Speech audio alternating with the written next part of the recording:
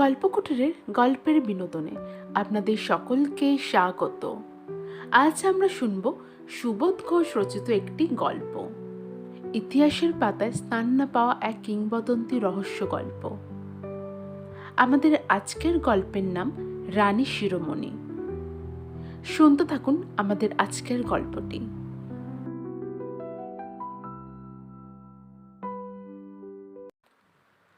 আজ আর সেই গ্রামের কোনো চিহ্ন নেই। কাঁসাইয়ের জল একেবারে ধুয়ে মুছে শেষ করে দিয়েছে সেই গ্রামে শেষ দেউলের ভিত। কাঁসাইয়ের তীরে বালুমাখা মাটির ওপর ছড়ানো কাশবনের দিকে তাকিয়ে আজ আর কল্পনাও করা যায় না যে কোনো কালে সেখানে কোনো গ্রাম ছিল, আর সেই গ্রামে কমলা সোনা এক দেবীর মন্দির ছিল এবং মন্দিরের প্রাঙ্গণে চারিদিকে ফুটে থাকত সেউতি, চাপা ও শিউলি। আর পুজোর দিনের ভোরে সেই ফুলবনের কাছে হঠাৎ মুখোমুখি দেখা হয়েছে তো সেই গ্রামেরই এক ছেলের সঙ্গে সেই গ্রামেরই এক মেয়ের। একদিন সেই গ্রামের মেয়ে সত্যিই রানী হয়ে চলে গেল গ্রামটা ছেড়ে, আর সেই ছেলেটা সে চলে গেল সন্ন্যাসী হয়ে। যাবার আগে সিঁদুর রাঙা সীমান্ত আর হাসি হাসি মুখ নিয়ে গ্রামের সেই মেয়ে গ্রামের সেই ছেলের কাছে বিদায় চাইতে গিয়ে বলেছিল, আশীর্বাদ করো। গ্রামের ছেলে বলেছিল, আশীর্বাদ করি, তোমার সর্বনাশ হোক। শিউরে উঠেছিল গ্রামের মেয়েটা, হতবাক হয়ে বিষণ্ণ মুখে, ব্যথিত চোখে আর বিস্মিত হয়ে তাকিয়ে থাকে। সে দেখতে পায় যেন দুঃসহ এক জ্বালা জ্বলছে সেই ছেলের দুই চোখে। কিন্তু কেন, কিসের জন্য এই জ্বালা? এতদিনের পরিচয় তাদের, কিন্তু কোনোদিনও যে গ্রামের এই ছেলের ওই কথার মধ্যে এরকম কোনো অভিমানের ছায়া দেখতে পায়নি গ্রামের মেয়েটা। স্বপ্নেও ভাবেনি যে ওই ছেলের মনের ভেতর থেকে একটা স্বপ্ন গোপনে এত দিন ধরে তাকিয়েছিল তারই মুখের দিকে। গ্রামের মেয়েটা বলেছিল, হঠাৎ আজ এভাবে রাগ করার কোনো অর্থ হয় না। গ্রামের ছেলে হেসে বলেছিল, হ্যাঁ জানি, এর কোনো অর্থই হয় না। গ্রামের মেয়েটা তবু বলেছিল, তবে আশীর্বাদ করো। গ্রামের ছেলেটা মৃদু হেসে বলেছিল, আশীর্বাদ তো করেইছি। গ্রামের শান্ত মেয়ের চোখে হঠাৎ জ্বলে ওঠে। সে তখন বলেছিল, তোমার দেয়া আশীর্বাদই মাথা পেতে নিলাম, এইবার খুশি মনে বিদায় দাও। গ্রামের ছেলে বলেছিল, তুমিও আমাকে বিদায় দাও। গ্রামের মেয়েটা অবাক হয়ে জানতে চেয়েছিল, কেন, কোথায় যাবে তুমি?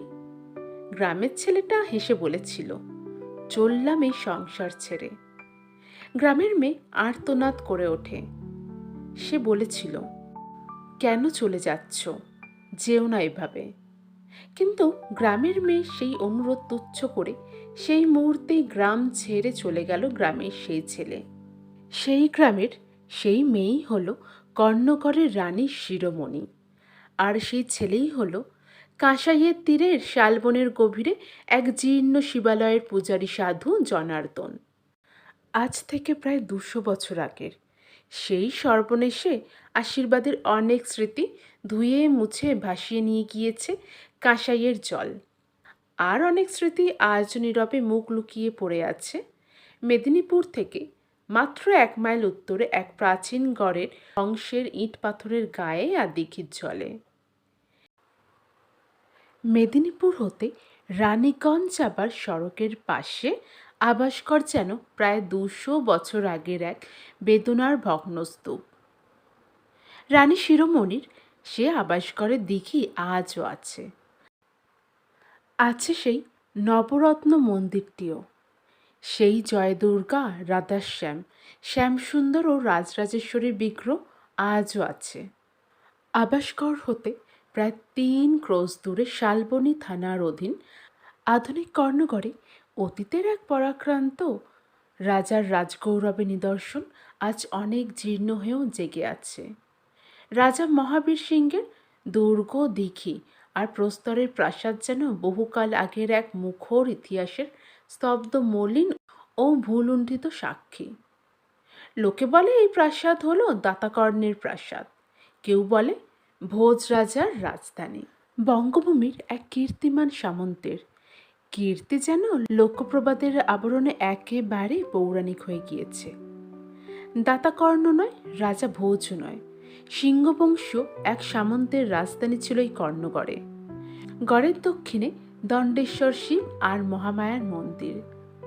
শিবায়ন প্রণেতা রামেশ্বর মহামায়ার এই মন্দিরে পঞ্চমুণ্ডী যোগাসনে বসে সাধনা করে সিদ্ধিলাভ করেছিলেন। মন্দিরের তোরণদ্বারে আজ রয়েছে পাথরের ত্রিতল যোগমণ্ডপ, যার নাম যোগীখোপা।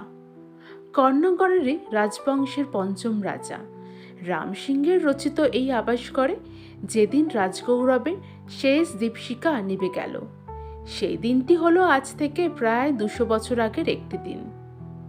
কর্ণগড় রাজ্যকে নিশ্চিন্ত চিত্তে শাসন করছিলেন রানী শিরোমণি। কিন্তু তখন ইংরেজের ইস্ট ইন্ডিয়া কোম্পানির রাজ্যপ্রাসের জন্য দিকে দিকে বাহু বিস্তার করেছে এবং কর্ণগড়ের গৌরব ও ক্ষমতাও এক আসন্ন সংকটের ছায়া দেখতে পেয়ে চমকে উঠেছে। মেদিনীপুরের জঙ্গলমহলের সকল জায়গিদারি লুপ্ত করে দেবার জন্য ব্যস্ত হয়ে উঠেছে ইস্ট ইন্ডিয়া কোম্পানি। জঙ্গলমহলের সকল ভূস্বামীর কাছে সেই সাবধানবাণীর নোটিশ প্রেরণ করেছে কোম্পানি। ভূস্বামীদের সমস্ত ক্ষমতা আর থাকবে না, দুর্গ শূন্য করে দিতে হবে, ভেঙে দিতে হবে সৈন্যবল, আর কোম্পানির নতুন বন্দোবস্ত মেনে নিয়ে নতুন খাজনা প্রথা স্বীকার করে নিতে হবে। জমির প্রভু হবে ইংরেজের কোম্পানি, আর সামন্তিকরা হবেন কোম্পানির ভূমি ব্যবস্থা আইনের শর্ত সুবিধা ও করুণায় বাঁধা জমিদার। কোম্পানির এই আধিপত্যের বিরুদ্ধে একই সঙ্গে বিদ্রোহী হয়ে উঠেছে সামন্তিক ভূস্বামী আর ভূস্বামীদের প্রজারা। প্রজাদের মধ্যে আবার সবচেয়ে বেশি আক্রোশ নিয়ে ইংরেজের বিরুদ্ধে বিদ্রোহ উন্মাদ হয়ে উঠেছে জঙ্গলমহলের প্রজার দল। বিনা বাধায় জঙ্গল ভোগ করতে এবং বিনা করে ভূমি চাষ করতে অভ্যস্ত নানা শ্রেণীর বন্য জাতি, যাদের নাম হলো চুয়ার। সামন্তিক ভূস্বামীরা ইংরেজের কোম্পানির বিরুদ্ধে বিদ্রোহ করেন এবং কোম্পানি ও সামন্তিকের সেই সংঘর্ষে কাঁসাইয়ের 2 তীরে ইংরেজ সৈনিকের তোপের আঘাতে মৃত্যুবরণ করে বন্য, বলিষ্ঠ, দরিদ্র ও নির্ভীক চুয়ার প্রজার দল।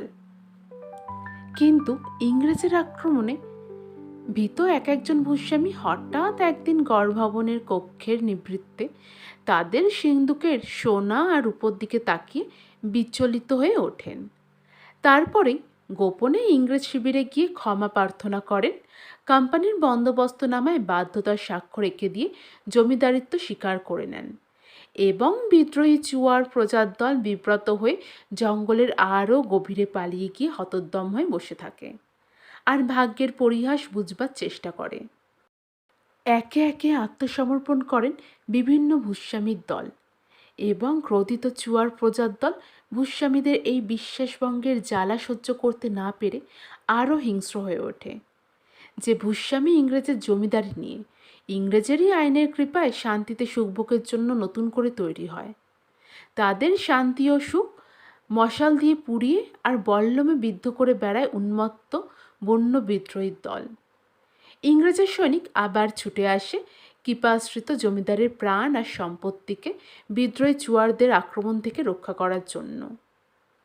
ইংরেজের কোম্পানির ভ্রুকটি যতই উগ্র হয়ে উঠুক, কিন্তু কর্ণগড়ের রানী শিরোমণি শেষ পর্যন্ত অবিচলিত হয়েই রইলেন। প্রত্যাখ্যান করলেন কোম্পানির প্রস্তাব। কোম্পানির ভূমি বন্দোবস্তের কাছে নথি স্বীকার করাচ্ছে বর্ষার কাঁসাইয়ের মত্তস্রোতে প্রাণ বিসর্জন দেওয়াও শ্রেয়। অরণ্যের স্বভাব স্বাধীন সিংহের মতো রানী শিরোমণি তার জঙ্গলমহলের স্বাধীনতার শত্রু কোম্পানির সৈনিকদের আক্রমণ করে ছিন্ন ভিন্ন করে দেবার জন্য প্রস্তুত হন। জয় মাতা শিরোমণি। চুয়ার প্রজার দল রানী শিরোমণির আবাসঘরের দুর্গের বাইরে এসে একদিন জয়ধ্বনি তুলে অভ্যর্থনা জানান। রানী শিরোমণিও তাদের উৎসাহ জানিয়ে বলেন, আমি আছি তোমাদের সঙ্গে। জঙ্গলমহলের মাঠ, ঘাট, ক্ষেত আর নদী তীর থেকে কোম্পানির সৈনিককে দূর করার জন্য প্রস্তুত হও। বিদ্রোহী চুয়ারের সকল অনুপ্রেরণার অধীশ্বরী রানী শিরোমণি। কর্ণগড় আর আবাসকরের দুর্গের অভ্যন্তরে দলে দলে এসে আশ্রয় গ্রহণ করে বিদ্রোহী চুয়ার প্রজার দল এবং প্রতি নিশীথে চুয়ার বিদ্রোহীদের বিষাক্ত তীরে বিপর্যস্ত হয়ে পড়ে কোম্পানির সেনাদল। আহত হয়ে কলকাতার ফোর্টে ফিরে চলে গেলেন লেফটেন্যান্ট ফার্গুসন। নতুন সৈন্য নিয়ে উপস্থিত হলেন কর্নেল ইলবার্ট।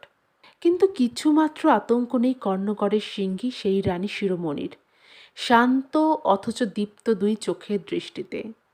রানী শিরোমণির প্রশ্রয়ে, উৎসাহে এবং নির্দেশে লালিত বিদ্রোহী চুয়ার প্রজার দল এক অমাবস্যার অন্ধকারে কর্নেল ইলবার্টের ছাউনি আগুনে পুড়িয়ে ভস্মীভূত করে সগর্বে ফিরে এসে আবার আবেশকরের নিবৃত্তে বিশ্রাম করে।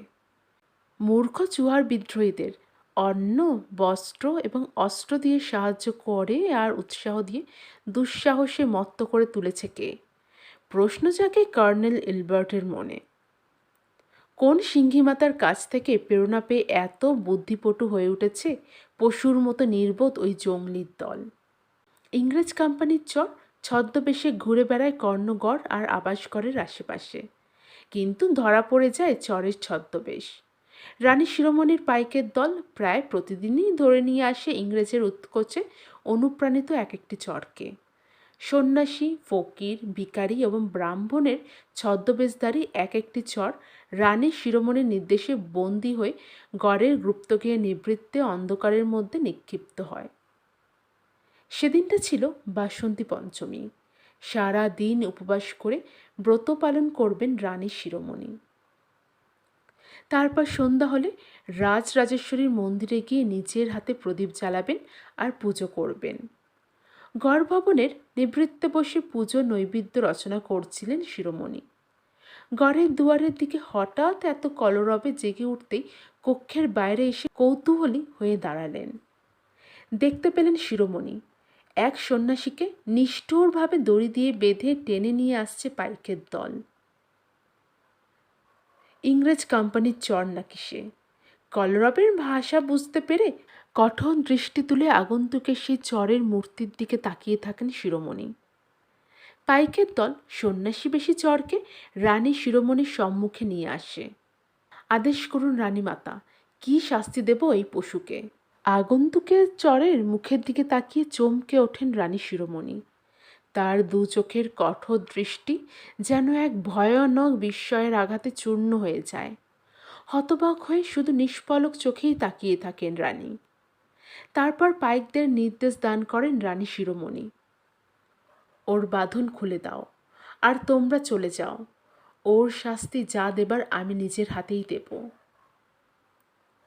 বাঁধন খুলে দিয়ে চলে গেল পাইকের দল। রানী শিরোমণি সন্ন্যাসীর রুক্ষ জটা আর জ্বালা ভরা দুই চোখের দিকে তাকিয়ে শুধু বলেন, তুমি? সন্ন্যাসী বলেন, হ্যাঁ আমি।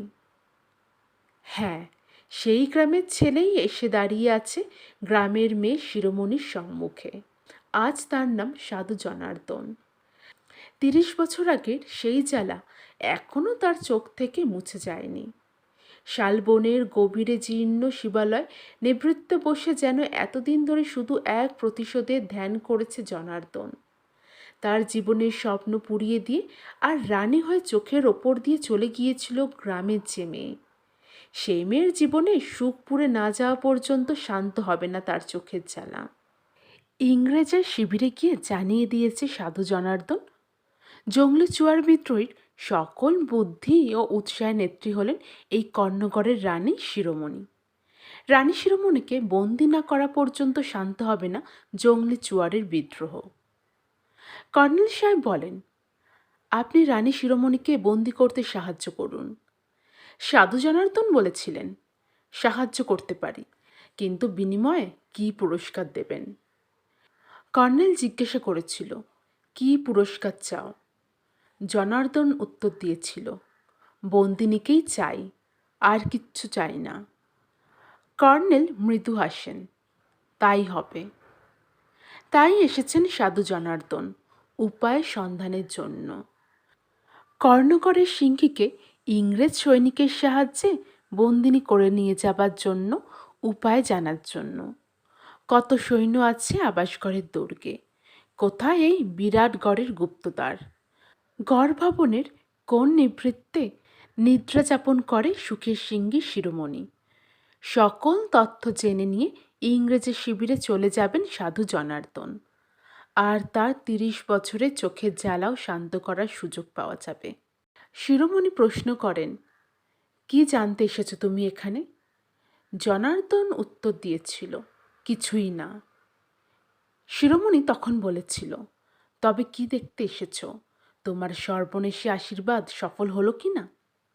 জনার্দন বলেছিল, না, তোমাকেই দেখতে এসেছি। শিরোমণির 2 কালো চোখের পাতা হঠাৎ ভিজে যায়। না, এ চর নয়, বিশ্বাস করেন এবং বিস্মিত হন শিরোমণি। সংসার হতে অনেক দুঃখে পালিয়ে যাওয়া একটা স্বপ্নে ব্যাকুল হয়ে আজ ছুটে এসেছে 30 বছর আগেকার একটি ভালোবাসার মুখ দেখবার জন্য। শিরোমণি বলেছিলেন, দেখা তো হয়ে গেল, এবার চলে যাও। জনার্দন মৃদু হাসেন। নিজের হাতে কি শাস্তি দেবে দাও? কর্ণগড়ের রানী শিরোমণির কথা মিথ্যে হওয়া তো উচিত নয়। কিছুক্ষণ চুপ করে থাকেন রানী শিরোমণি। তারপর তিনি বলেন, এসো। আবাস করে দিঘির কিনারা ধরে এগিয়ে চলেন রানী শিরোমণি। সঙ্গে এগিয়ে যেতে থাকেন সাধু জনার্দন। তারপর এসে দাঁড়ান গড়ের এক প্রাচীরের নিকটে।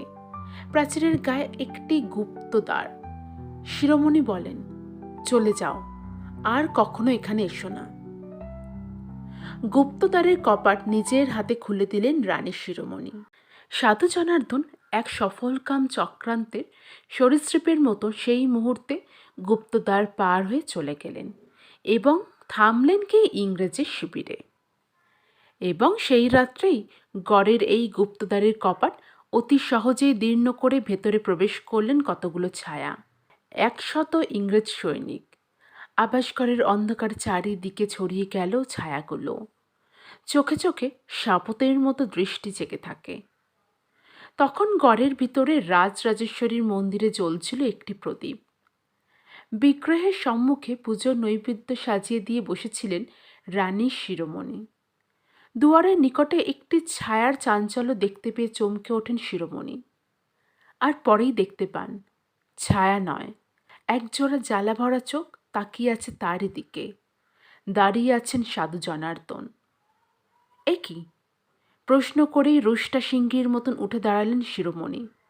সেই মুহূর্তে ছুটে আসে অতি ধূর্ত হিংস্র আরও কতগুলো ছায়া, কর্নেল এলবার্ট এবং ইংরেজ সৈনিকের দল।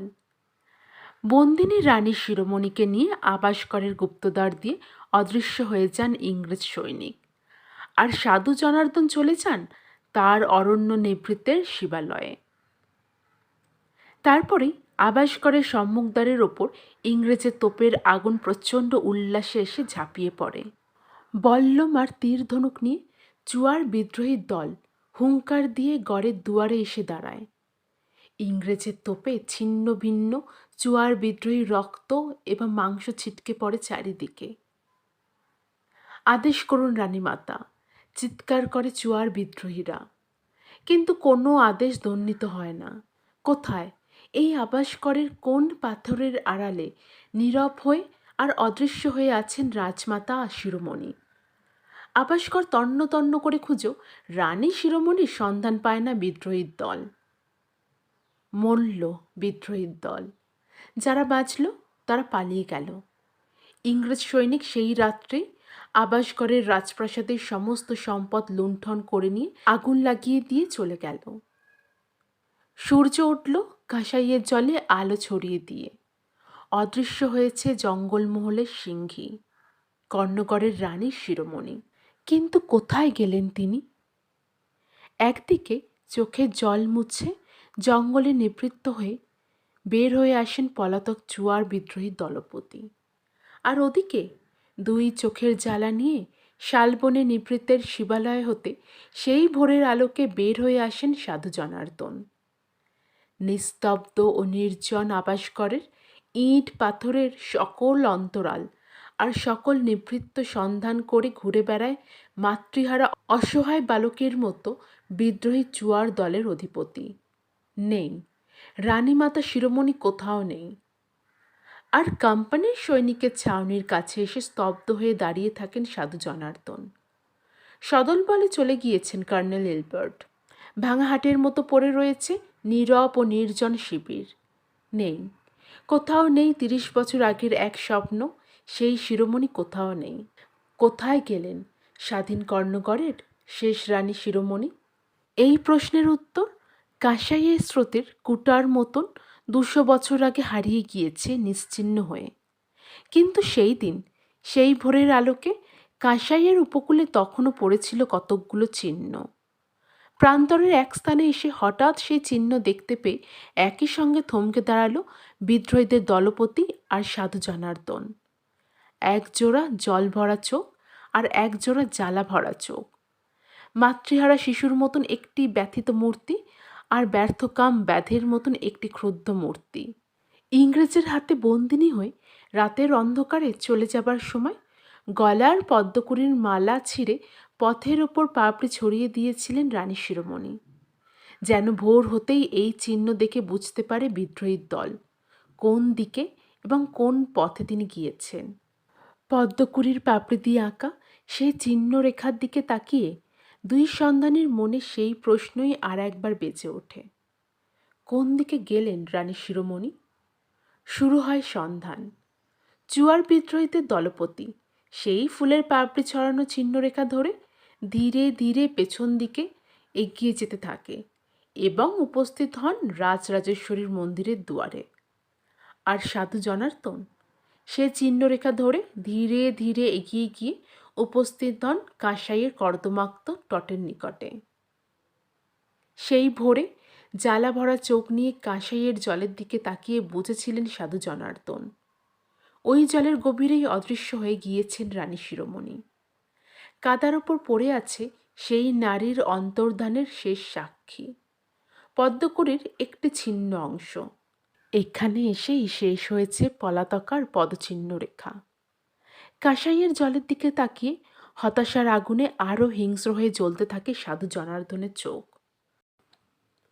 আর ওদিকে মন্দিরের রাজরাজেশ্বরীর মূর্তির দিকে সজল চোখে তাকিয়ে মূর্খ চুয়ার বিদ্রোহীদের দলপতি বুঝেছিলেন রানীমাতা শিরোমণি মিলিয়ে গিয়েছেন ওই মূর্তির মধ্যেই। কারণ ছেঁড়া পদ্মকুড়ির দিয়ে আঁকা পদচিহ্ন যে ফুরিয়ে গিয়েছে ঠিক এখানেই এসে। জ্বলছে প্রদীপ আর হাসছেন রাজরাজেশ্বরী। কোনো সন্দেহ নেই ওই মূর্তির মধ্যেই অদৃশ্য হয়ে গিয়েছেন কর্ণগড়ের মাতা রানী শিরোমণি। আভাস্করের রাজরাজেশ্বরী আজও আছেন এবং আজও দেখা যায় দূর দূরান্ত হতে মাঝে মাঝে আদিম জাতির নরনারী পুজো দেবার জন্য এই মন্দিরের দুয়ারে এসে দাঁড়িয়েছে। অবাক কাণ্ড, দুয়ারের সম্মুখে পথের ওপর পদ্মের পাপড়ি ছড়িয়ে দিয়ে রাজরাজেশ্বরীর উদ্দেশ্যে ভক্তি নিবেদন করে তারা। কিন্তু পদ্মের পাপড়ি ছড়াতে হয় কেন তা কেউ জানে না, বলতেও পারে না। অতীতেরই এক বেদনাকর ঘটনার স্মৃতি আজ মাত্র এই প্রথার মধ্যে যেন মাঝে মাঝে এবং হঠাৎ এক একদিন ছটফট করে ওঠে।